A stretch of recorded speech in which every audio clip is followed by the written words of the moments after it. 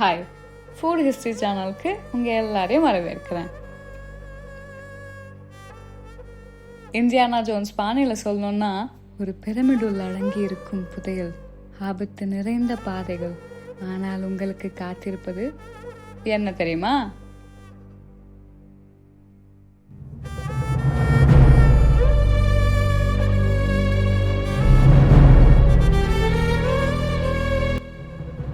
Getup செட்டப்லாம் பார்த்து புதையல் வேட்டைன்னு நினைச்சிடாதீங்க. வழக்கம் போல உணவு வேட்டை தான். என்ன, எகிப்துல பண்டைய எகிப்தை ஆட்சி பண்ணவங்களை பார்வோன்கள்னு கூப்பிட்டாங்க. உணவு வெறும் பசிக்காக இல்லாம ஆன்மீகம் சம்பந்தப்பட்டதுன்னு நம்பினாங்க.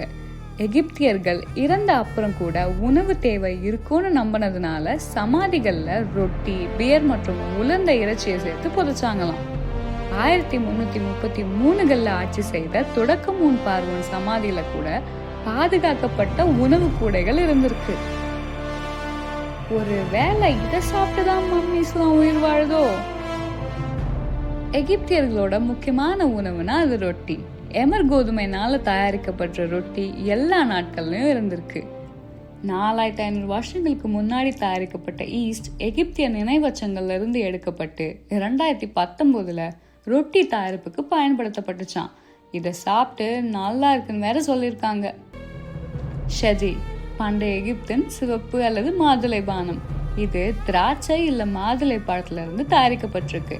சில சமாதிகள்ல ஷெடிங்கிற வெட்டெழுத்துக்களோட மதுபான பானைகள் கண்டெடுக்கப்பட்டுச்சான். டைகர் நட் இனிப்பு ஈஜிப்தின் பிரதானமான இனிப்பு. டைகர் நட் அதாவது புலிக்கொட்டைகள் அரைக்கப்பட்டு தேன் கூட சேர்த்து உருண்டைகளா உருட்டப்பட்டிருக்கு. கிளியோபட்ரா தேனை அழகு பாதுகாக்க பயன்படுத்தினாங்களாம். நைல் நதி எகிப்தியர்களின் உயிர் பாதையா இருந்திருக்கு. இதனாலேயே மீன்கள் முக்கியமான உணவா இருந்திருக்கு. உப்பு சேர்த்து மீன்களை உலர்த்தி ரொம்ப நாட்கள் சேமிச்சு வச்சாங்களாம். கருவாடு சாப்பிட்டா மறுபிறவி கிடைக்கும் போல, கிளப்பி விடுவோம். இப்பவும் பிரபலமா இருக்க ஒரு உணவு இருக்கு, ஜூகா.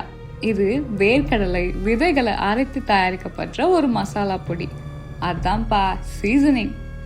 எகிப்து போனா அங்க இருக்க மளிகை கடையில இது கிடைக்குதான்னு பார்த்து சொல்லுங்க.